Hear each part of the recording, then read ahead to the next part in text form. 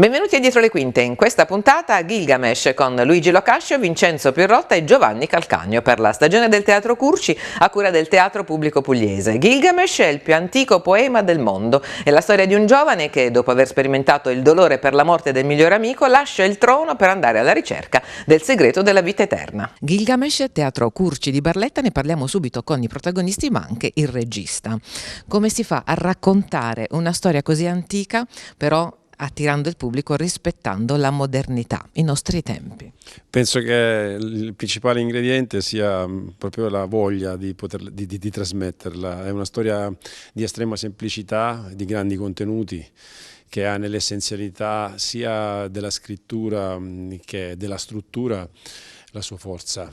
E quindi è questo ciò che ci spinge, ci anima. Ed ogni sera è veramente un successo, però il segreto è anche questa scenografia minimale, un racconto molto empatico e anche dei costumi particolari, perché voi avete dei costumi diversi. Che funzione hanno?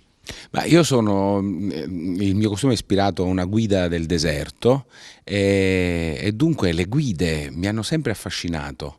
E quindi quando Giovanni mi ha proposto l'ispirazione per questo personaggio gli sono stato grato e anche molto contento, perché le guide hanno sempre qualcosa da dire, hanno sempre qualcosa da raccontare, hanno piccoli segreti, piccole storie, e quindi diciamo che nascendo io innanzitutto come raccontatore ho subito sentito la vicinanza con un personaggio come questo.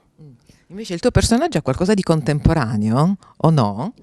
Sì, perché ha degli abiti che somigliano più a quelli che possiamo usare anche adesso, anche se diciamo è un po' senza età, sono dei pantaloni però diciamo di epoca moderna, una camicia, perché il mio personaggio invece allude al mondo degli archeologi, dei traduttori dei testi, di coloro che cavano fuori da sotto la sabbia questi tesori inestimabili che sono le tavolette di argilla dove è stata incisa la storia, anche la storia soprattutto direi, la storia di Gilgamesh. Quindi diciamo il mio è un vestito più vicino a quello dei giorni nostri, è l'archeologo traduttore, colui che legge scrittura, colui che la traduce, perché una delle cose fondamentali è che di questa storia è che sarebbe stata totalmente dimenticata se non fosse stata incisa su queste tavolette, che sono molto fragili in effetti. Infatti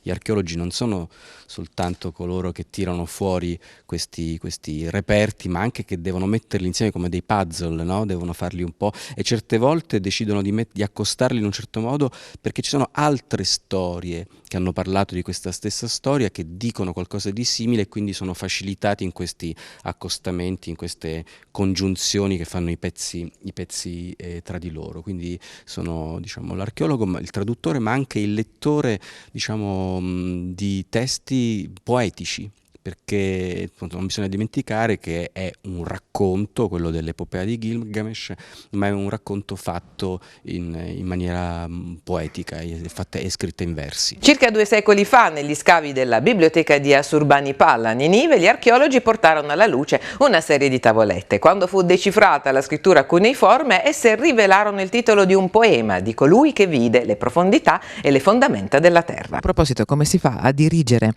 un teatro del racconto e come si fa a dirigere se stessi? Ma il teatro del racconto, innanzitutto la nostra compagine, come dire, c'ha un 20ennio di esperienza insieme. Se potessi fare un parallelo con l'amatissimo calcio, più che un allenatore sono un direttore tecnico, cioè, nel senso che so bene in questo caso i miei giocatori, anche se sono anch'io, come dire, un giocatore, forse ho saputo bene, anzi sì, credo proprio di affidare un ruolo che sia un ruolo di responsabilità rispetto, come dire, alle parti di campo da coprire.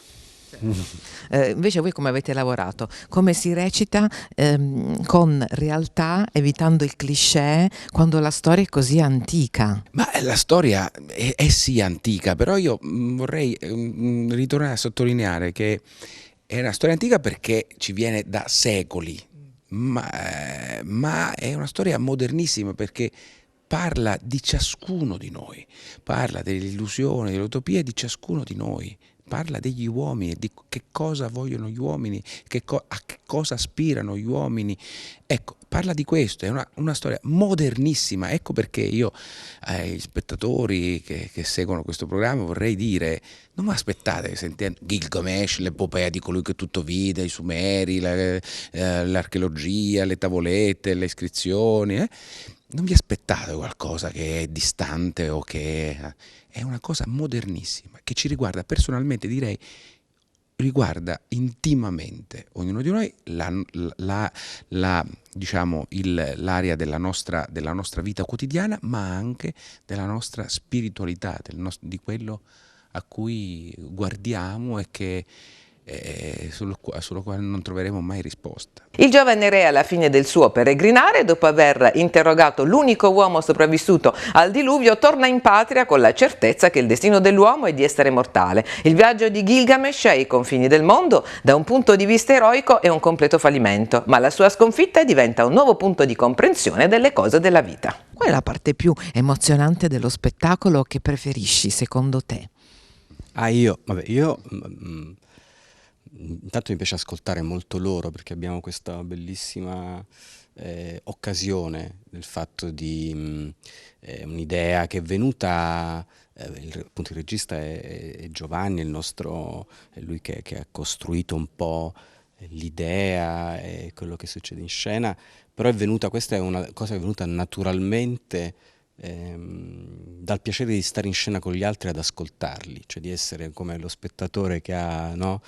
Senza pagare il biglietto, anzi venendo pure pagato, c'ha una poltrona, magari non comodissima perché appunto la scena si riferisce a degli scavi archeologici, quindi sono delle cose, degli sgabelli, delle cose, però comunque si può resistere anche a lungo così, ma la possibilità di stare proprio, dipendere dalle labbra del raccontatore, cioè noi siamo molto vicini a colui che in quel momento porta avanti il testo, e quindi intanto mi piacciono molto le cose che dicono loro e rimango affascinato e stupefatto anche dalla loro capacità di coinvolgimento e da come loro muovono il testo, perché loro hanno a disposizione questo testo che è diciamo una lettura molto fedele di quello che c'è, ma con la possibilità, che è proprio quella del repertorio del narratore, della capacità del narratore, di rimasticarla ogni sera in un modo diverso, di divulgarla ogni volta in un modo diverso, con delle attenzioni che cambiano di sera in sera a secondo della loro sensibilità del momento anche, quindi per me è sempre un po'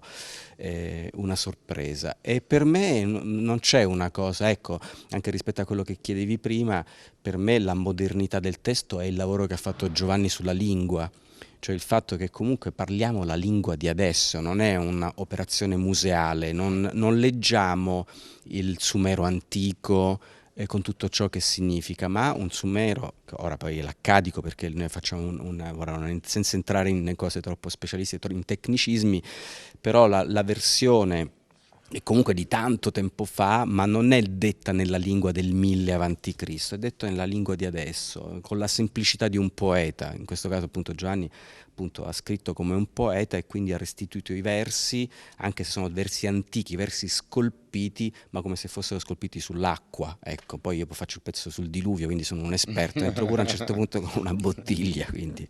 Questa è una bella sfida. Dopo Gilgamesh, che cosa ti piacerebbe commentare con la tua regia, con le tue idee teatrali? Allora, mi sono fatto questa domanda perché mi sono detto così, con delle, come dire, infiltrazioni che arrivano naturalmente, ma se sta roba piace, cosa faccio? Mi devo inventare un'altra cosa? No, la risposta è no, nel senso che io sono un amante di un certo tipo di tradizione, credo che in certi testi antichi ci sia un tesoro da scoprire, perché il nuovo in quanto nuovo non ha, come dire, nessun senso, la novità è di qualcosa che invece viene da lontanissimo, sta nel fatto di avere una vibrazione vitale estremamente, come dire, efficace anche nel presente.